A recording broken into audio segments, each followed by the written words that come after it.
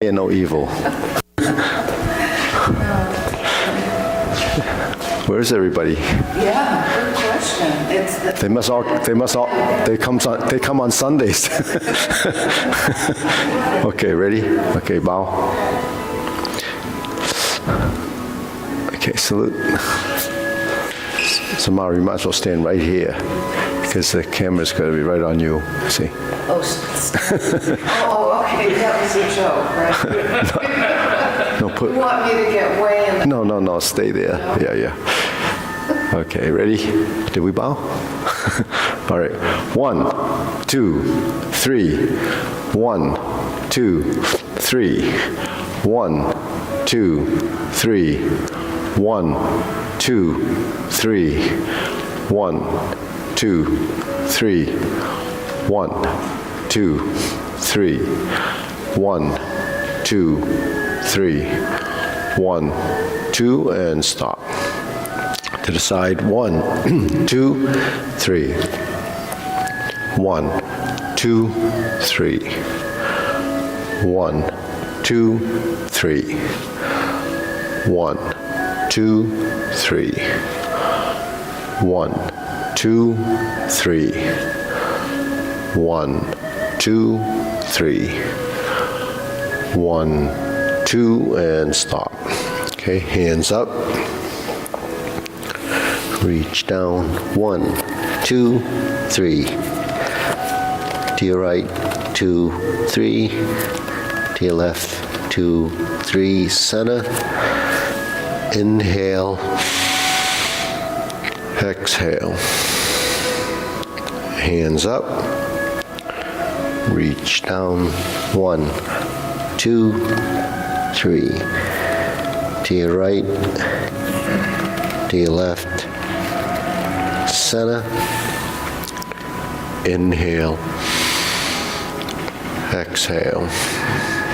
Okay, again, one more time. Reach down. 1, 2, 3. To your right, 2, 3. To your left, 2, 3. Center. Inhale. Exhale. Okay, hands to waist, circular movements. 2, 3, 4, 5, 6, 7, 8, 9, 10, 1, 2. Center reverse. 1, 2, 3, 4, 5, 6, 7, 8, 9, 10, 1, 2. Center cross, knees, circular movements. 1, 2, 3, 4, 5, 6, 7, 8, 9, 10, 1, 2. Reverse. 1, 2, 3, 4, 5, 6, 7, 8, 9, 10, 1, 2. Center hands on your waist, neck turning. 1, 2, 3, 4, 5, 6, 7, 8, 9, 10, 1, 2. Back and forth. 1, 2, 3, 4, 5, 6, 7, 8, 9, 10, 1, 2. Center tilt to the side. 1, 2, 3, 4, 5, 6, 7, 8, 9, 10. 1, 2. Center down. Circular movements. 1, 2, 3. Reverse. 1, 2, 3. Center. Inhale. Exhale. Inhale. Exhale. Inhale. Exhale. Okay, spread your feet. Turning. 1, 2, 3, 4, 5, 6, 7, 8, 9, 10. 1, 2, 3, 4, 5, 6, 7, 8, 9, 10. 1, 2, 3, 4, 5, 6, 7, 8, 9, 10. 1, 2, and stop. Shake it out. Stretch out a little bit.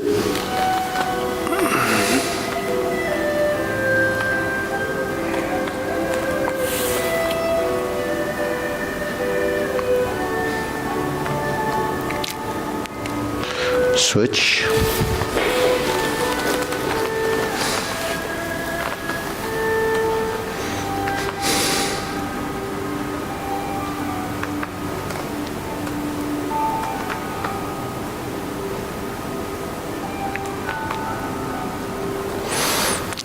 Switch.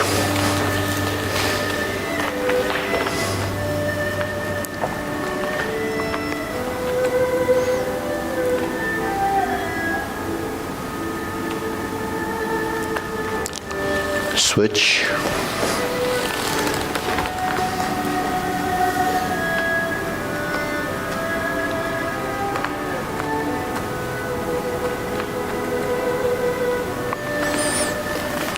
Switch, straighten the front knee.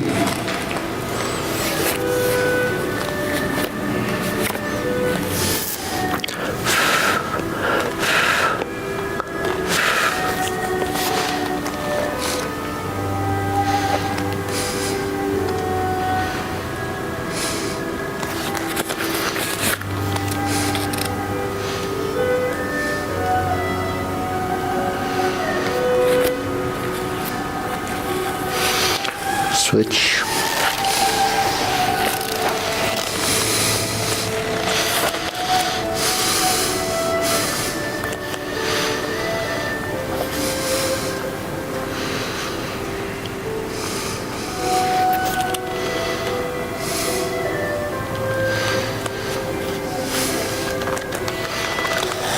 Switch.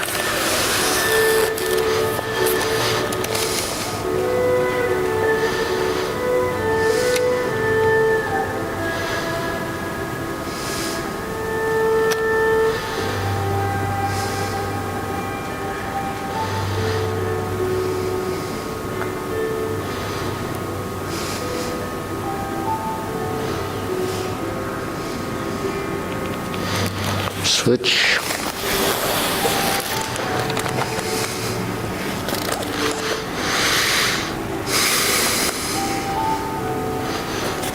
Center.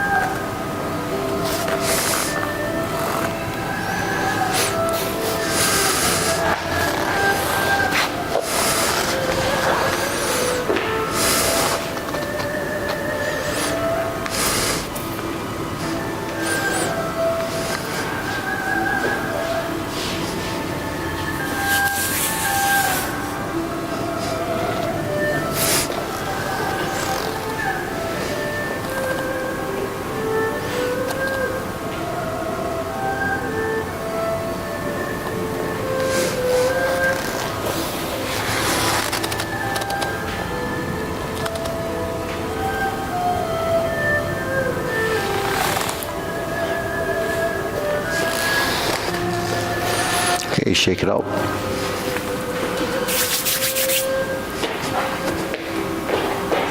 Okay, deep breathing, inhale, exhale.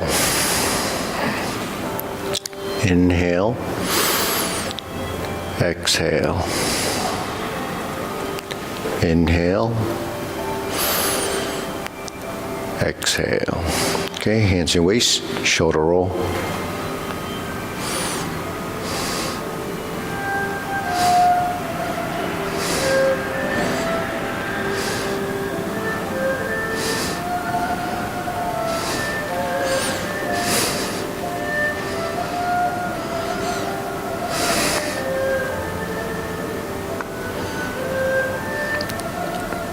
Reverse.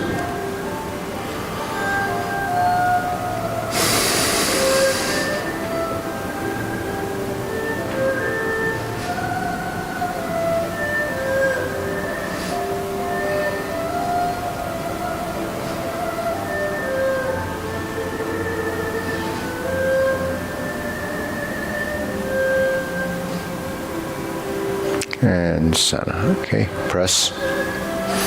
Release, exhale, inhale.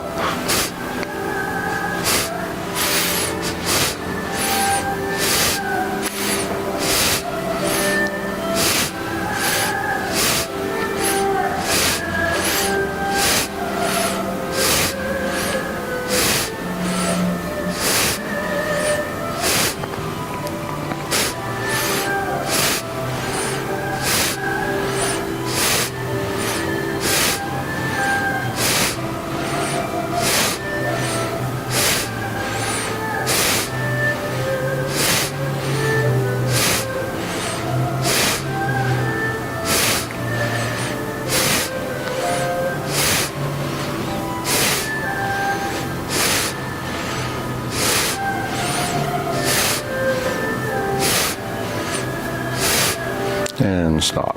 Hands up, deep breathing, inhale, exhale. Inhale,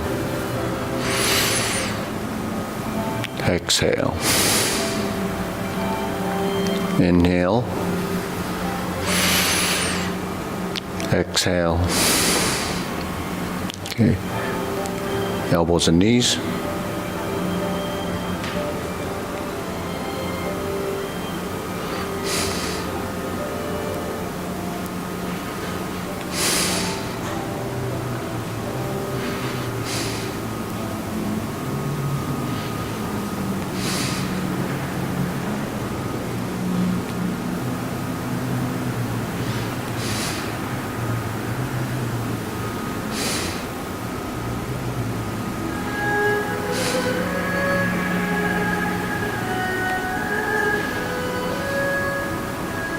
Reverse.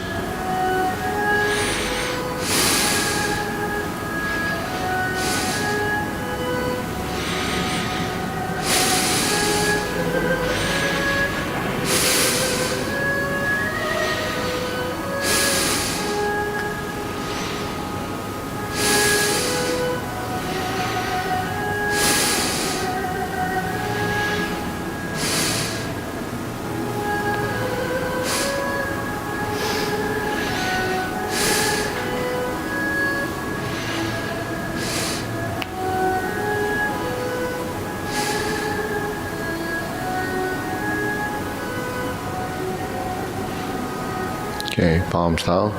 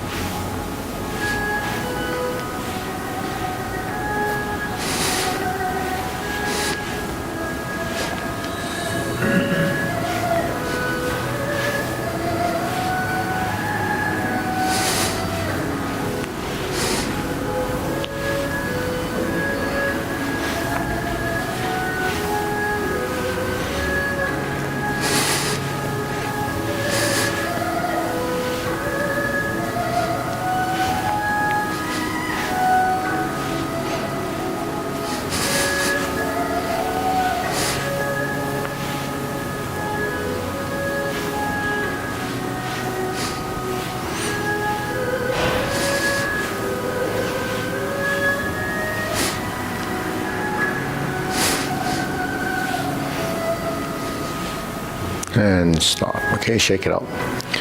Side to side.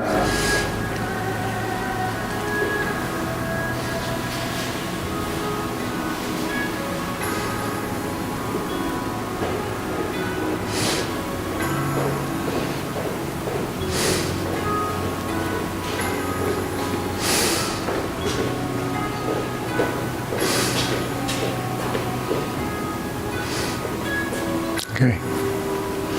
Ready, lift.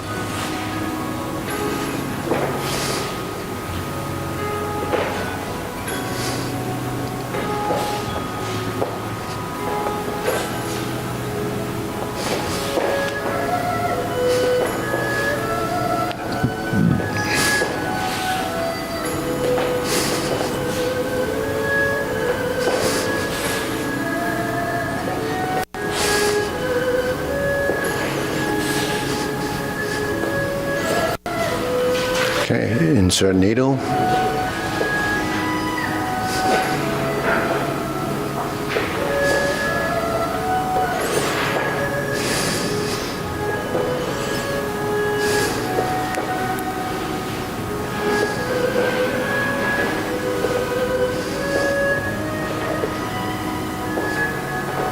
Switch.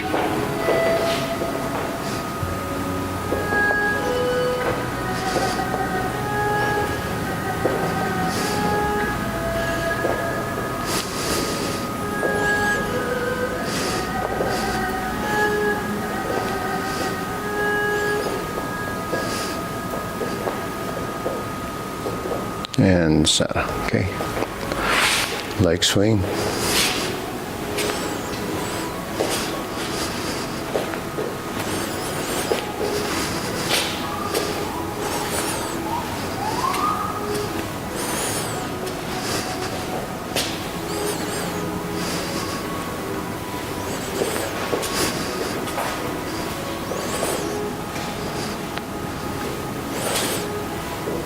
And center. We switch.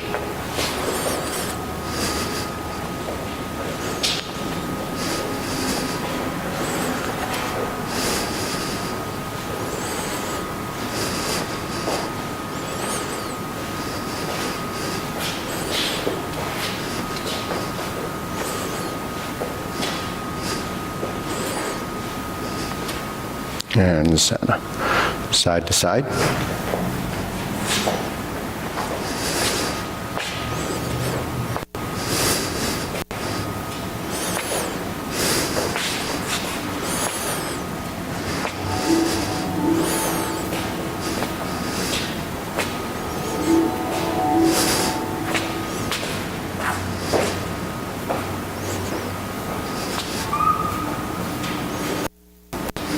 And center. Switch.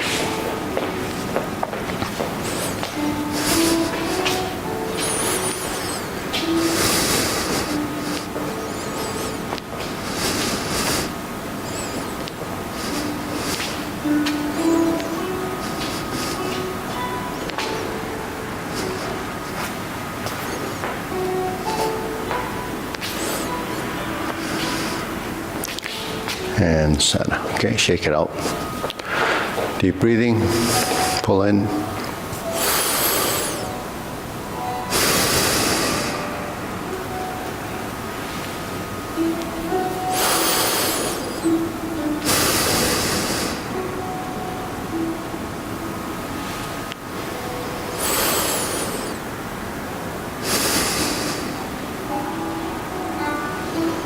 Okay, forward and back.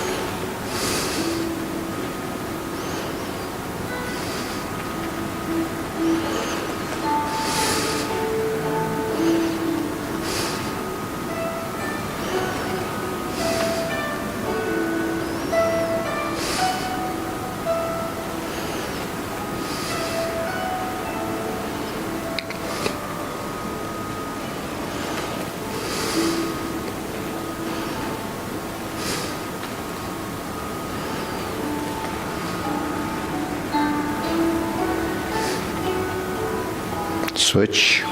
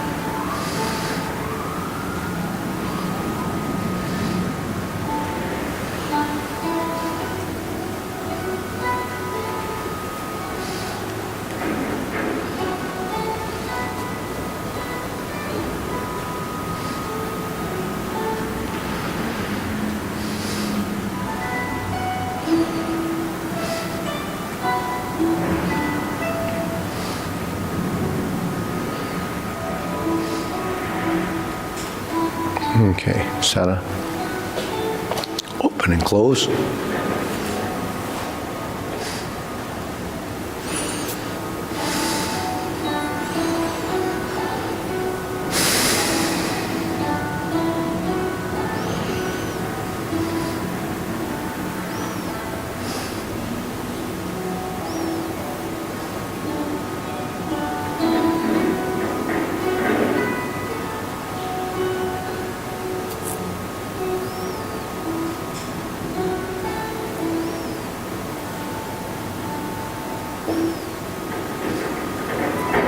Switch.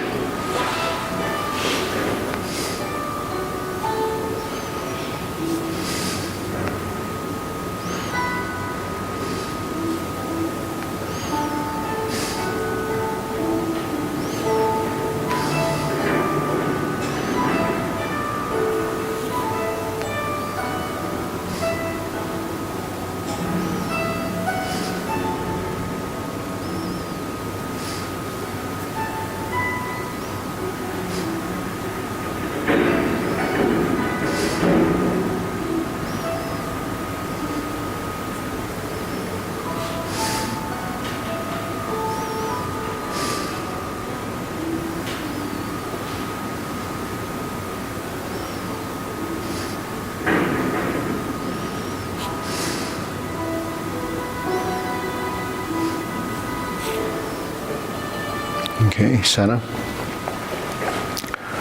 Circular movements.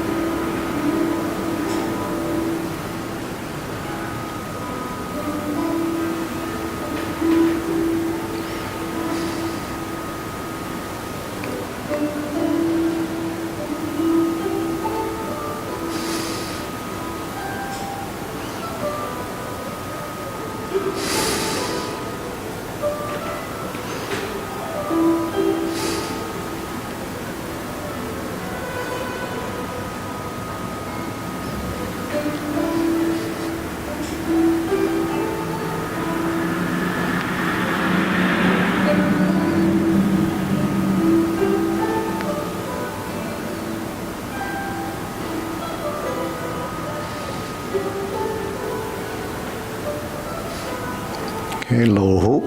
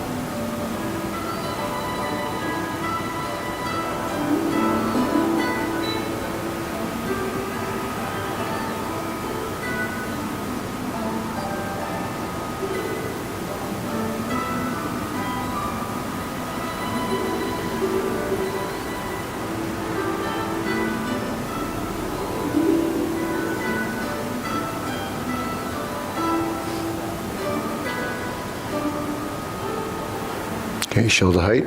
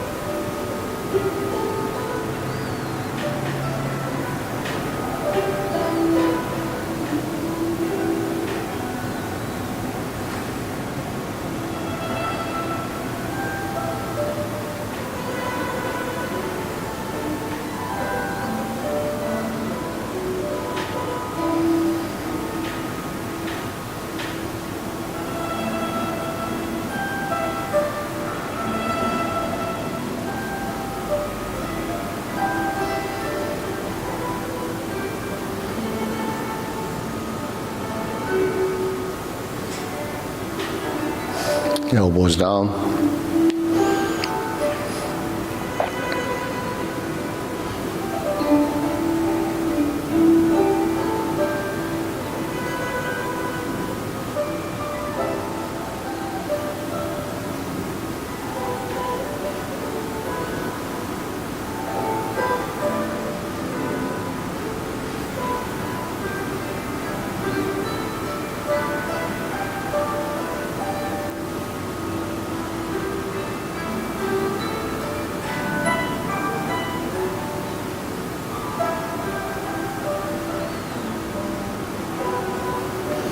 Lower, palms down, straighten up.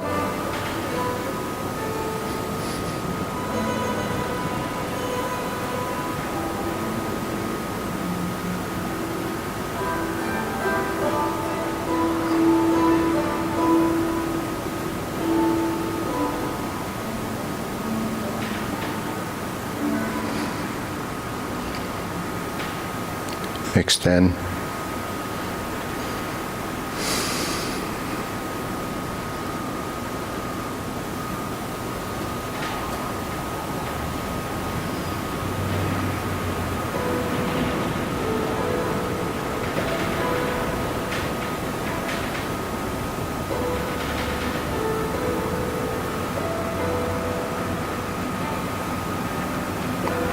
Okay.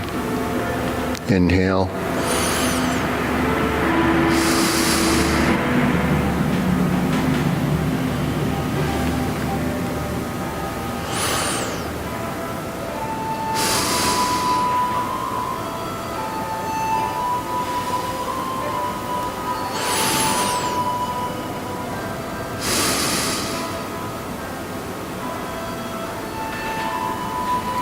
Okay, diagonal flying.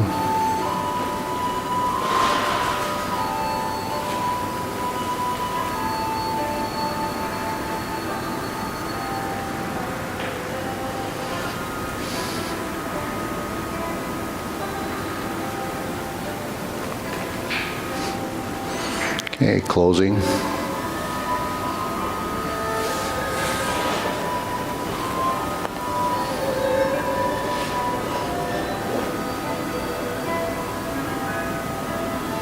Okay, we'll try that again. Diagonal flying right side.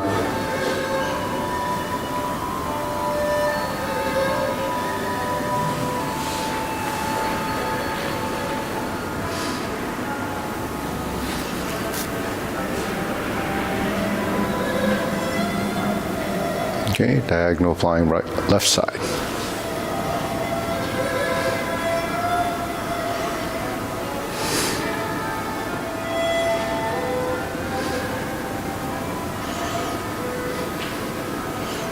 Okay, shift, step up. Raise the hand. Bend from the waist. Stork flaps wings. Relax, turn. Diagonal flying again. Insert needle.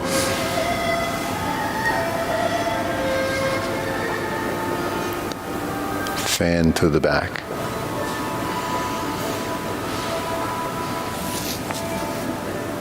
Turn.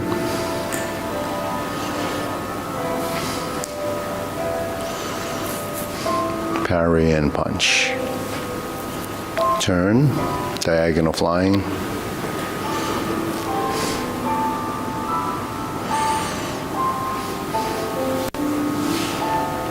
Insert needle.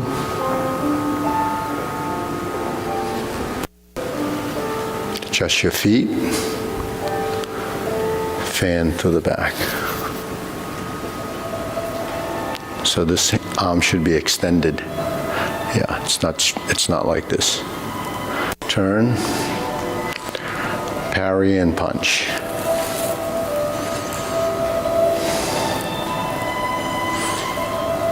Okay, diagonal flying. Part the horse's mane.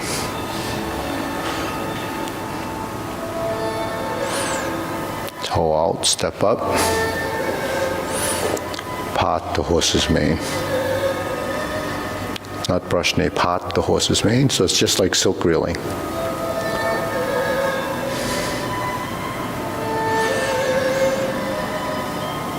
Step up. Hold the ball. Diagonal flying. Part the horse's mane. Okay, shake it out. Deep breathing. Inhale.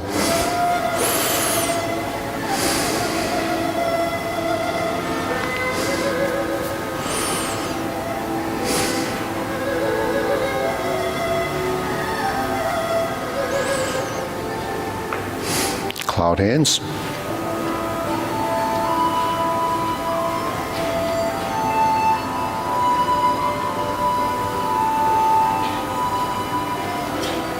Okay, with the footwork, turn.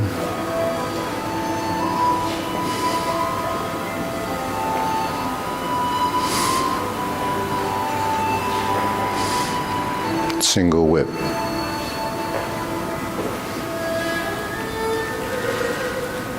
Okay, cloud hands.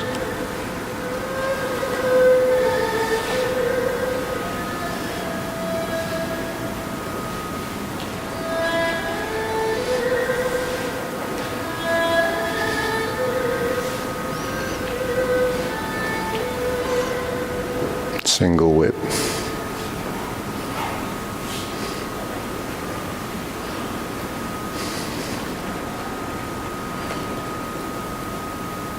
Okay, let's try going back the other way.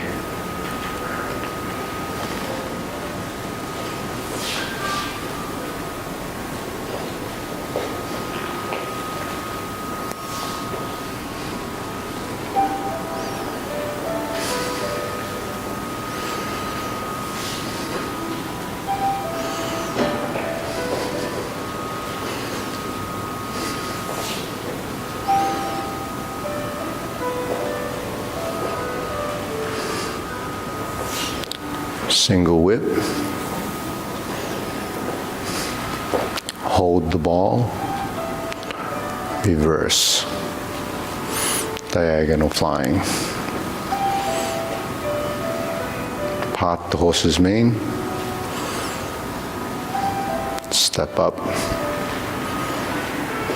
stroke down, part the horse's mane. Okay, shake it out, deep breathing.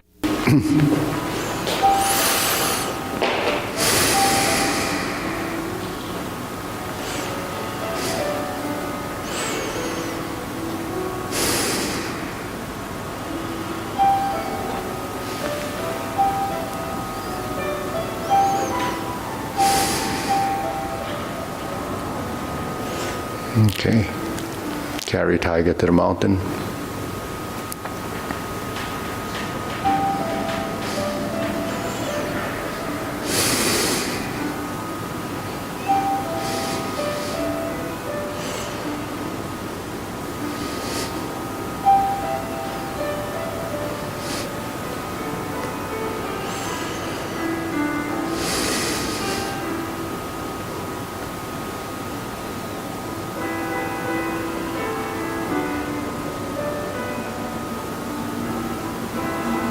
Okay, leopard and tiger springs to mountain. Turn. Lower hoop. Upper position. Appears to be stork flap swings, but actually it's just the upper part of carry tiger to the mountain. This is the stork flap swing, so it ends up in the same position. Okay, and relax. Okay, we try that again.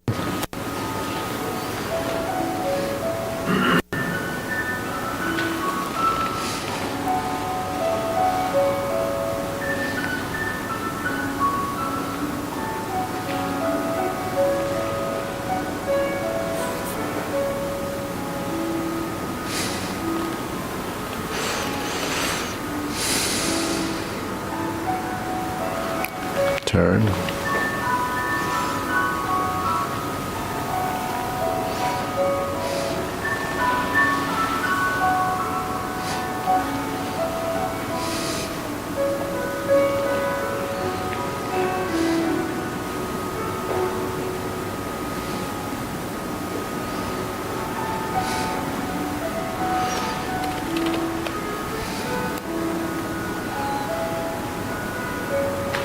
And relax. Okay, so that's the transitions with the linkage to, the footwork and upper body coordination. And then shifting of weight has to do with substantial and insubstantial. So, say when you learn Tai Chi, what happens is you first memorize the sequence, and then your body becomes wired and networked for those movements, but that's just sequence. You have to go to another level so it's like peeling away that onion. But if the body is not ready, then it's not receptive to information, simply because the body already has created some habits. You have to undo and then reformat, undo and reformat. And that's not happening in your brain, it's happening in your body. So when you do these same movements over and over again, you don't realize that it lacks a lot of dimensional change, spatial awareness. That's what proprioception is. So all the stuff that we do is to try to build the network of movement as an integrated being, right? So that's really something that it doesn't exist in the body until you actually work toward that goal. But you have to understand that there is a process and then there is goals, because it all looks the same. When you first look at it, it all looks the same, right? So you look at everyone doing the movements. Why does it look or appear to be different? It's because every body's network of wiring is different. Now, if you strive to get to a higher skill level, it goes through the same process over and over again. It has to go through this process maybe 10 times. So the old school would say, well, you do your form for 10 years, right? But they only did form. They didn't actually have these specific type of training for drills. 'Cause I call specificity of training. When the body doesn't recognize something, it doesn't exist in the body, simply because the network or the wiring isn't there, and the synaptial connections and the sequential connections are not there. It doesn't matter how athletic you are, it doesn't matter how intelligent you are, it doesn't exist. It has to be formatted. It sounds like it's, so it's just like you could be a brain surgeon and not be able to do this simply because your body never did it. But the thing is, can they do it if they put effort in it? That's just it. So the thing is, it's a process, and the human body does go through this. So you think about the form, just as a example of what happens when you memorize the form initially, right? You can't go to the middle of the form and start because it's not embodied, you haven't embodied it. Like the sword forms, it's so different. You can't go to the middle of it and know where you are.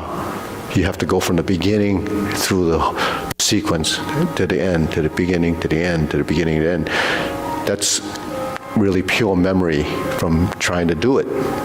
But when the body starts to learn it, and then you go away from it, or it has a body and you go away, and you don't practice it, then when you come back and do it with the group, it comes back because you retrieved it from the memory.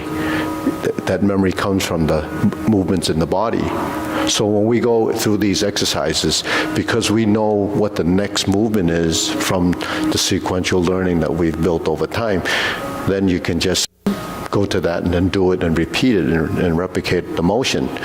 But that process is when your body actually knows the form sort of inside and out.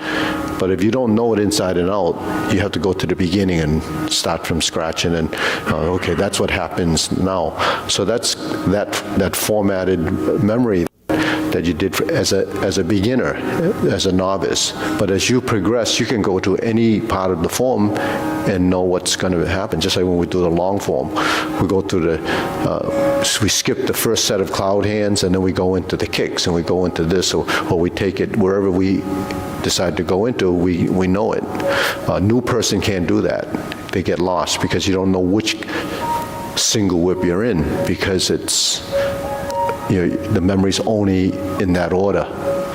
But when you're embodying it, it's no longer just in that order, it's in your body, and they all become separate pieces that's part of the whole. So that's part of evolving. But that is, body intelligence. So when we talk about these same movements that we're doing like this, so essentially every movement that you're doing is a circle.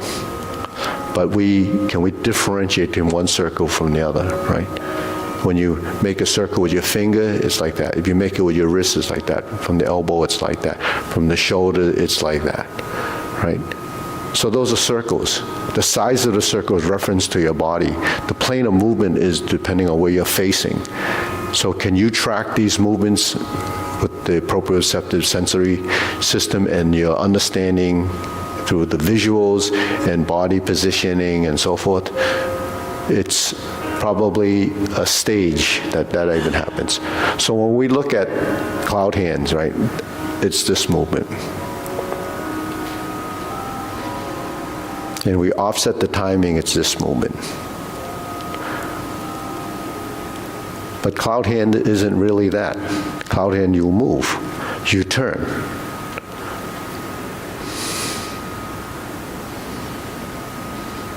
So the only round part of that cloud hand is on the ends.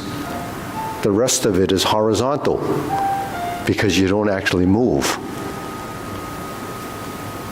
So it's like an oval, an ellipse. It's long, like a hot dog, because it's actually even curved.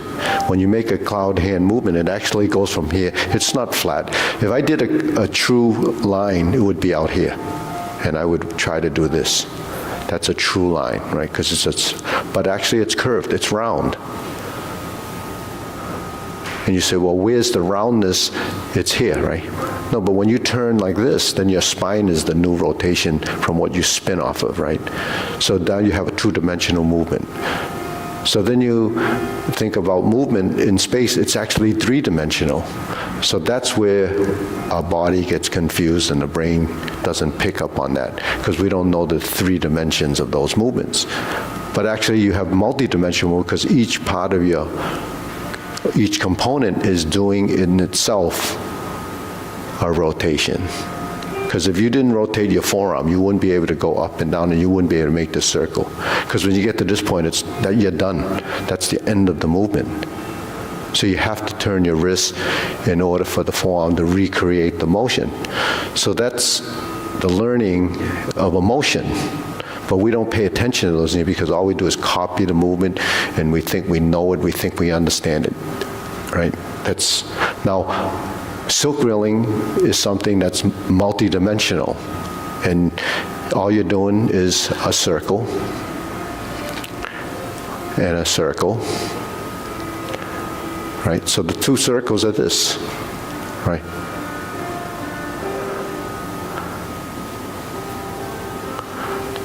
If you did that, that's a bigger circle, that's a smaller circle, right? So the same applies with silk reeling. When you go like this is a circle. That's a big circle. This is a medium circle. This is a small circle. So can you make a small and a big one? That's what happens, right? And then when you do this and you move, is it a circle any longer? No, it starts to elongate. It's only round on the ends. So everything that we do is actually squares and boxes, and you take the corners out of it. So you take the corners out of it by changing a direction and manipulating your skeletal structure so you create the roundness of that motion. But when you're doing silk reeling, you're going forward, and then you're turning, and then you're here, and you're going back, and then you're turning, and the hands have a specific timing and order. But we lose our circle when we do the movements. Why? Because the movement, that circle is not in your body. We can't find it when we move out of our space that's like this. When you move out of this space, then you lose reference because your torso is no longer here. It's there, it's there, it's there, it's forward, it's back, it's moving. So that's the complicated part of how we have to track the movement. Where is that? How do you track that movement? It comes from experience and the journey of doing that movement. You only can learn it by doing that movement, but you have to let your body pick up on what's going on. So this is hold the ball, right? This is your circle. That's the same circle as this, right? If you go like this, you hold the ball. You go like this, you hold the ball, right? Reversing the ball, that's the ball, right? If I go like this, that's a ball, like palm strike face. So that's ball in here in front of you is a sphere. It's really a globe. So the filling of that space relies on the intelligence of your body. So you have to create those movements, not by the arms. You can't create these circles if you don't turn your hand. You can't create these circles if you don't have a waist. You can't create these circles if you don't have a spine. So the spine can round, it can straighten, it can turn, it can do all these things. So this is just to give you insight that when you do these movements, you can't do them blindly. You have to do them with a cognitive consciousness of what's going on with the movement. You can't like look off into the space and think you're developing it. You actually have to be in the moment. That's what meditation is, right? So the meditative side of doing this, so where's that circle? It's here. Where's that circle? It's here. Where's that circle? It's here.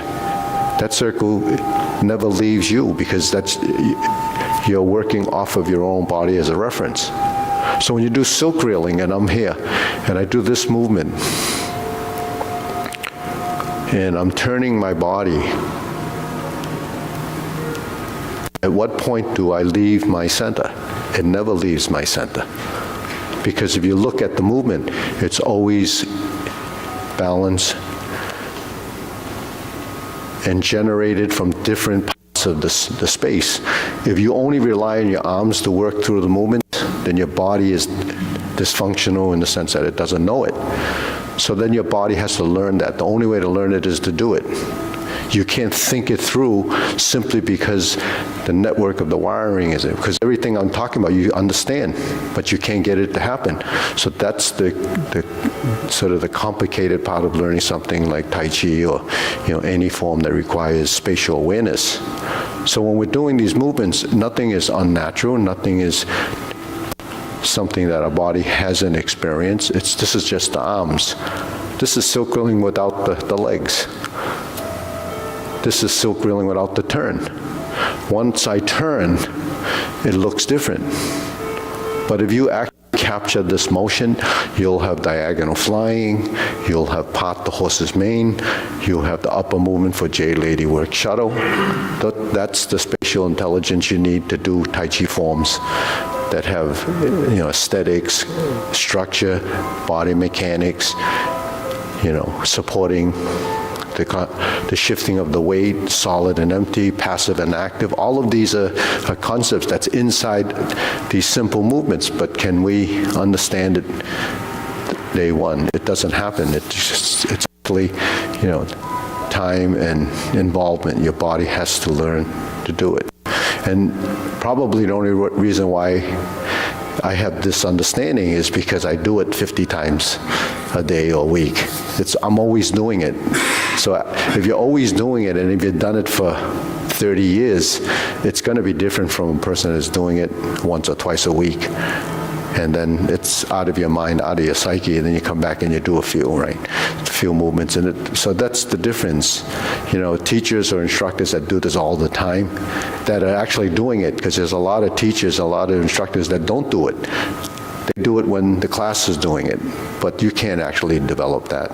You can't develop this understanding. You have to go through a process, but only if you're interested in it. You have to be interested in evolving through it to capture that. So, but you have to start back to basics with silk reeling, open and close, fan through the back. If you don't develop fan motions with turning of the spine and shifting of the weight, I didn't even get into the leg part of what you should be doing when you're moving in the silk drilling, because that's a total body integration. So your hips, your shoulders, your knees, your ankles, your wrists, all are tied into that.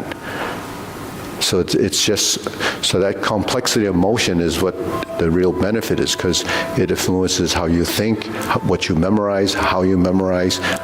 Everything, even problem solving, comes from what goes on up in here. But if you stop using this, then it doesn't do other stuff. Memorizing this creates a network that actually allows you to memorize, numbers and series of things, or names, or what goes on, anything that happens in your daily life, because it's still processing. So the connection to that is through movement. Movement is the best way to develop the cognitive skill. They've already discussed that even in some of like Japan and China, when the kids get up and go to class, they do these little warm-up exercises. Not like this, because you have to first get things going. And then, the route system that we used to use, memorizing things. You memorize things, you don't know what you're doing, like 2 and 2 is 4 or whatever, your multiplication tables. You memorize those, but you just recite them.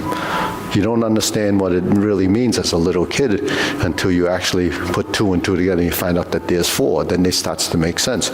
But so when we do these movements, this is preparation. But when you sink your elbow and you straighten your back, that's the beginning of integration of body, right? Sinking the elbow, relax the shoulder, right? So all Tai Chi has that. So we do the 24 movement, when we do this, the sink the elbow, relax the shoulder comes from that.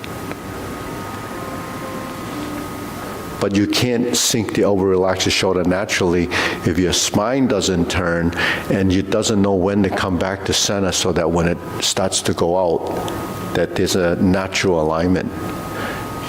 It's just like if you're serving a tennis ball.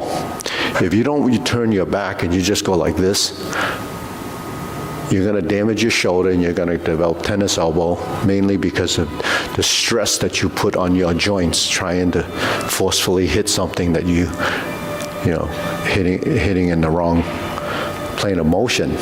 So when you do this, that motion is the same motion you would use striking down. It's a diagonal strike. It's the same movement that you learn when you do this. But when we're doing repulse to monkey, it's like that. When we're doing the push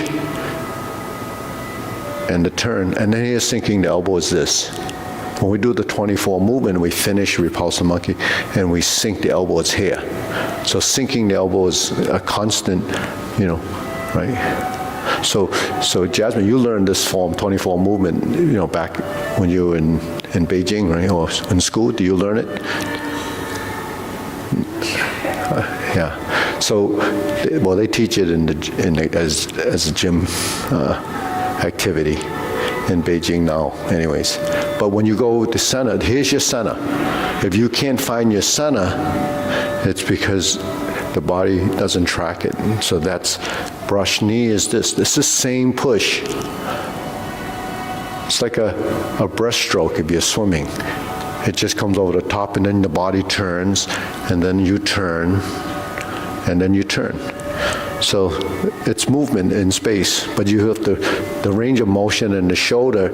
If you didn't do this, or you didn't do this, how often would you lift your shoulder above there, or if you didn't do something that required this other than, so that's why people have so much trouble bringing their shoulder up here and turning their wrists, because it doesn't want to go, because your shoulder is so rigid.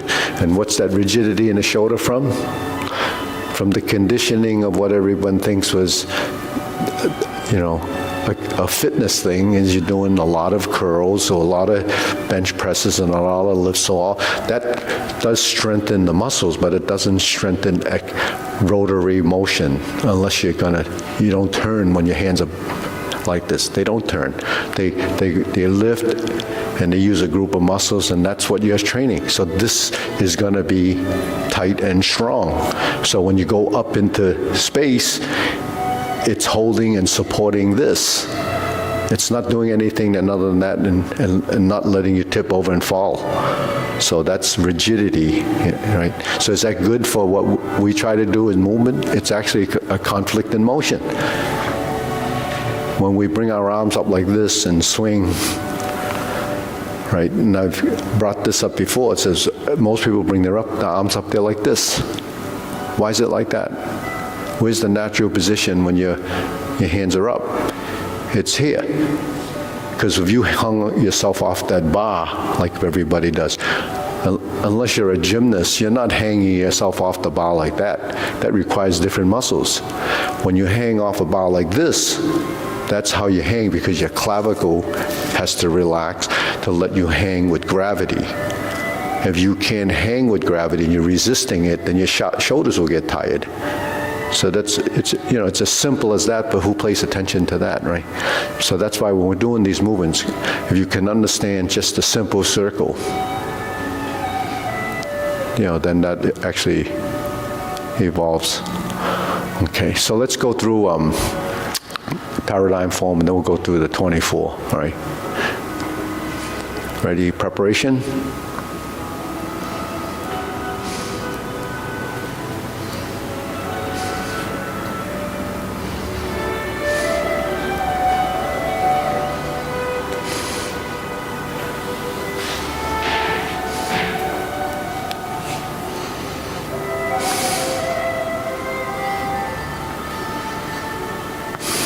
Single whip.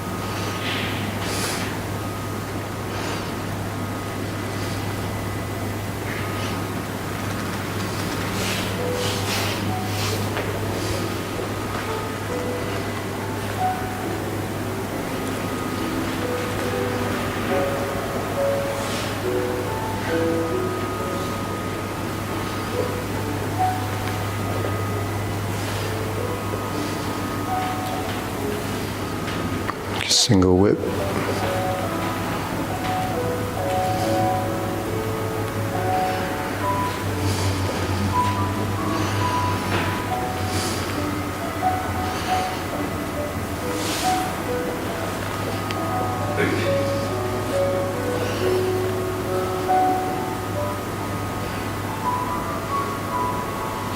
Deep breathing.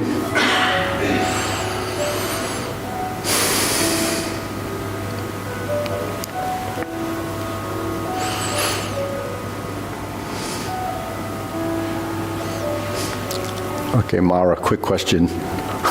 Do stork flaps wings on the right side for us? You know, when you step up and raise the hand and then go into the position to this. Okay, you can do stork's posture for us as an illustration.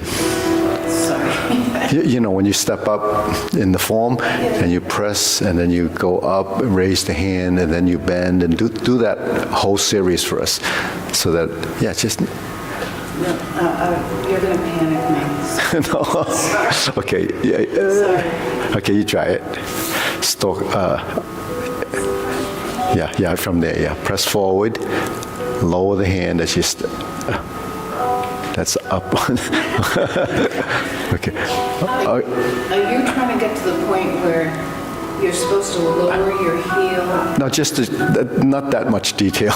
Yeah. Just you can do it. Do from diagonal flying. Run through that series. Okay. So this is what I was just talking about. Go into the middle of the form. You can't find it. Okay. No, that's the hardest. Yeah. Okay. So okay, Nan, do it.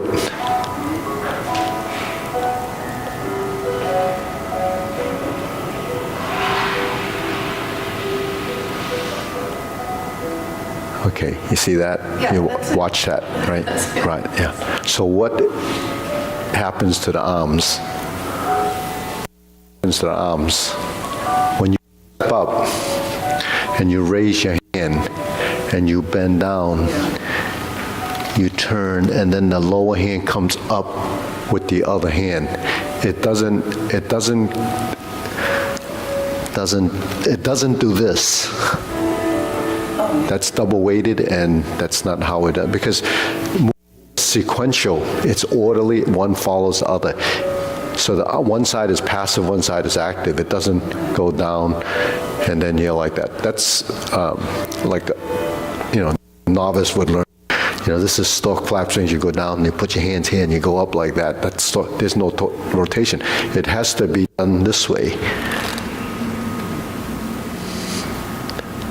That's dimensional change. Those are things that are not obvious when you don't learn those things, because those things are,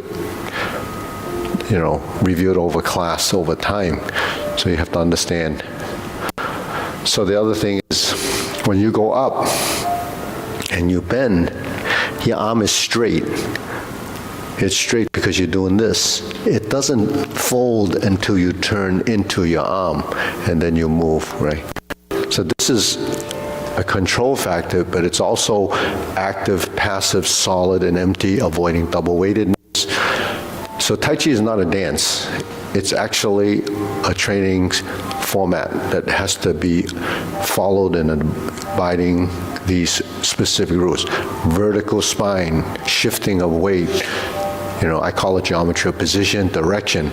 All of these things are things that you evolve as a practice, and then you begin to understand, the depth of the movement. It's not so simple.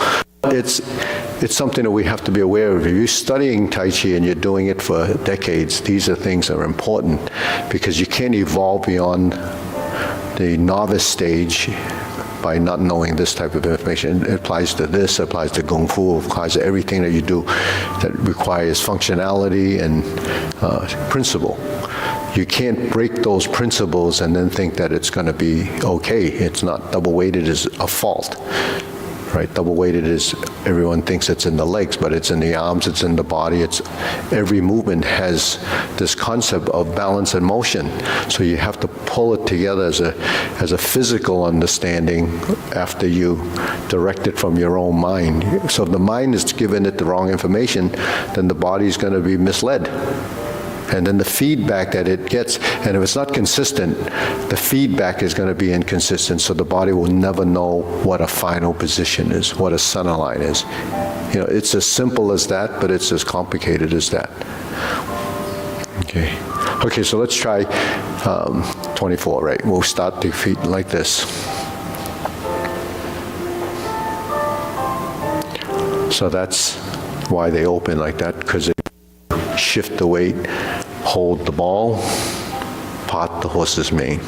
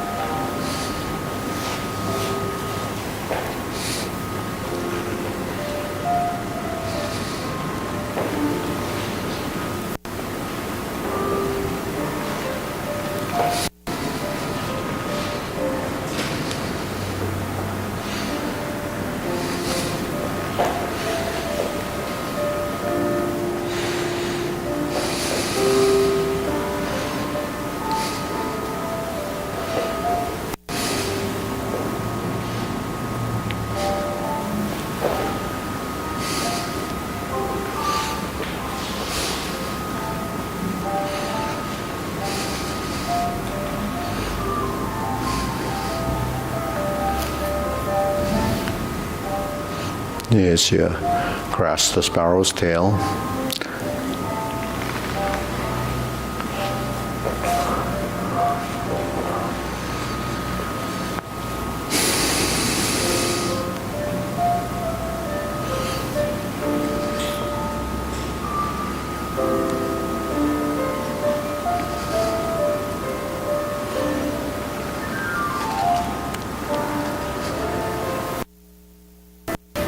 Put it to your shoulder, that way you can just stroke out. And cloud hands.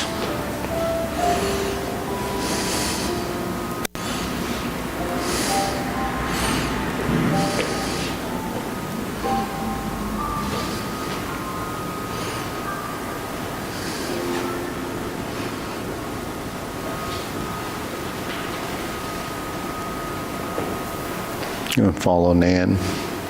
Palm strikes face, big circle to a heel kick. Doesn't have to go too high. 2 punches to the ear.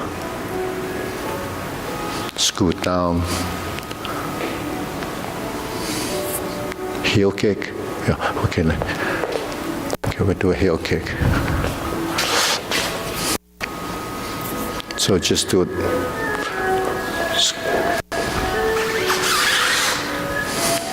That's golden cockroach, stands on one leg. Turn to the side, set up your elbow position, spread your feet, scoot down, go up, golden cockroach. Hold the ball, Jade Lady work shuttle. Hold the ball, Jade Lady work shuttle. Half step behind your rear foot. So you're in Jade Lady work shuttle, so then you put your foot behind your other foot, turn this like a brush knee, insert needle, fan through the back. Then you're going to turn and create parry and punch. So you're like this, then you're going to turn, bring this hand down, invert your hand like you're doing a back fist, and then step out, or step down and punch. And that's parry and punch. And then you're gonna do a leopard and tiger springs to mountain, where you do the double push. And that's the end of the form till we close.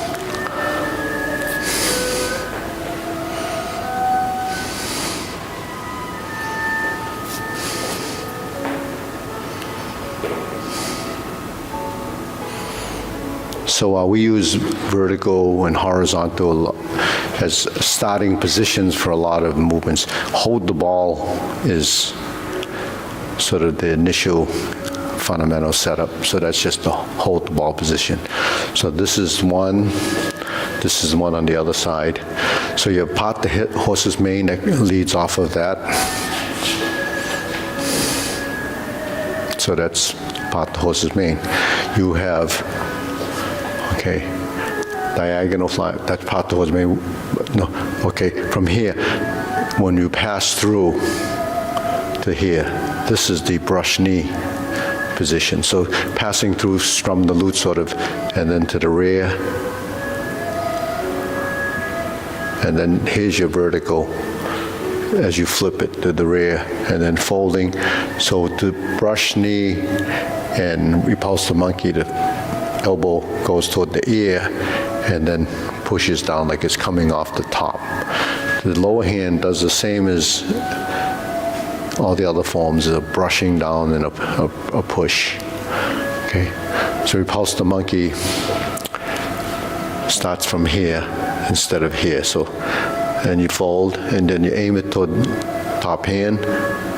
When you do this, you lift the knee and you go backwards. And then you settle and sink. Settle and sink. So that's repulse the monkey, right and left side. It's done 4 times. On the 4th one, this is the 3rd one. On the 4th one, this hand stops here, and then it just goes. Right? So it's sort of like a palm strikes face, but it's set up like this so you can prepare for grasp the sparrow's tail, and that comes off of the hold the ball. So you have the first one on the left, and then you cross the forearms and press. So your forearms are like this, one in, one out. They're still like this. One's in, one's out, yeah. Okay, then so go like this. Put your forearms like this. This is just like when we're doing open and close. If you put your hands here and then just lean forward, that's, yeah, see? This side, left side, yeah. So I mean, that's what I mean by they face each other. Is it still wrong? No, that's right, that's right. That's correct, because that's actually a left side. If I said that's right, then you would say, which is right? Left or right? No, this is correct. And then you go like this. This is how the Three Stooges got mixed up. You know, you turn to your right, and they're facing each other, and they says, I am turning to the right. Okay. Now we step up. Now we're on the right, and this is correct. So this is still pressing like that. So we still have the horizontal elbow here, and the inside hand, yeah, is pressing, is on top of this side, like this. Yeah, so it's your forearms, and then you go like this. So if you've done the 2-person or the double hand pushing hands exercise, and you go like this, that's the press right here. But it can be like this or like this when you're doing the pushing hands. So the hands are doing this. So those circles are just like this, right? So the only difference between that circle and this circle is that these are vertical here in this plane. This is horizontal in this plane. So those are, so this one is like this. And that's the double push. Now, double push, that big globe we were talking about earlier, there's a top to it, right? So when your hands come back, it rides the outside of that circle, and it goes over the top till you come. So they have like a curve dropping in. So this where the geometry of position is. So there's a circle. And then we have a circle like this, right? So that's when you do the kick. You lift the knee up and sink the elbow and kick. It's 45 degrees. 45 degrees, yeah. But, well, they're both 45 degrees, but in the form, you kick there, then you're going to turn and kick over there because it's opposite sides. So that's, but the motion itself is this. It's just that when you do the two punches there on the right side, then you turn, then you're here, and then you're going to go up, and your knee is over there. You kick, and then you're going that way for the downward posture. So that's actually just what I talked about earlier. It's just a frame of reference. But your body is what you're referencing, not the room, but directionally, the mapping, the road work. That's what a routine is. It's the route, the mapping is a directional thing. So, like you go direction, like the roads. When you drive your car, you only have one front, and that's the direction that leads you by steering your tires, right? You make a U-turn, you gotta go that way, you go all the way. So that's a U-turn. Right. It's so simple, right? Oh, yeah. Anyways, deep breathing.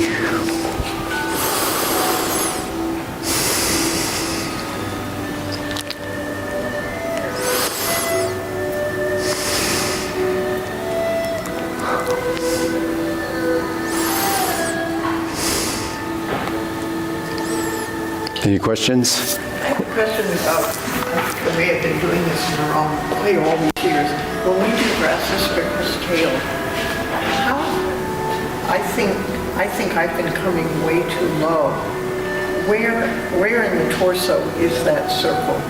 Is it at your waist? Is it at your chest? So your navel area is sort of the waist area, or the area between the sternum and your navel, or maybe 2 inches below your navel, is the waist. So it's in between? Yeah. So if you look in the mirror and you cross your arms like this, right, shoulder to shoulder, there's a diagonal, right? So every person's diagonal. It's not a huge difference between this position size-wise than with Jonathan, even though he's taller and bigger. It's the same, essentially the same. So it's only, like inches. So where the elbow is, if I go like this, the hand stops about here. It doesn't go out there. The lower hand stops about where your navel is. So when you're doing the first movement, 1, 2, it only has to go to there. This is the 2 points here. You turn your hands out, it's right along the waist here, your side. Anything? Not beyond. What's that? It's center, it's not beyond. No, it goes beyond. It goes beyond. So Yeah, because if you go to your center and you turn for it to clear the body, you have to turn like that, right? So when you're going, it really comes from this side. It passes through here, and then by the time you turn, it ends up here. But if you reference it without the turn, it's going to be here. When you add the turn, that's what actually, if you didn't go to this corner, right, if you didn't go to the corner, but going to the corner is turning your spine because you have two 45s. So when you go forward initially, it's straight and back, right? When you add a turn, which is in your spine, then you're crossing your body on a 45, but it doesn't keep going like that. It comes to here, and then it comes back to here. So it really depends. This is a position like this without any rotation. But once you rotate, it changes the volume and space of the motion slightly, but the reference point is the same. So when my hands are here or here, then my hand would be there. So when you go to this shoulder to here and I turn, now it's actually now more towards your center. When you stroke down, it reaches your center, but then the turn. So the summation of components is. So if you're doing a grasshopper sparrow's tail, it looks like this as straight, but then it actually, if you're not turning, it has to go to over here, or it has to go over here. But if you're turning, then it goes right by here to here, and then it starts to go back. So the circle is right here. So the circle is, if my fingertips are touching like this, then it's relative to this, right? Because I can't do this if they're touching. Then there's a break, there's a separation. So if you're doing grasshopper sparrow's tail in a small format, then it's here, and it would be right here. It's in your center. So the size of the movement is actually only like that. Because if you're doing pushing hands, that's your space. You don't go outside the realm of that space. But if you're doing movements just like in the 24, the movements are big, but it's not really practical. You know, it's not for functionality, the 24 movement form is not as good, but for aesthetics and for range of motion, that's why it's really more of a health exercise or for expansion of the movements. But it's not so good with, intricacy of functionality, meaning the application. Yeah. So there's 3 frames: large frame, medium frame, small frame. The small frame is the most effective. So all styles actually have a small frame, a medium, and a big frame. So if you go look at the history of the old school, they taught the big frame when they didn't want to teach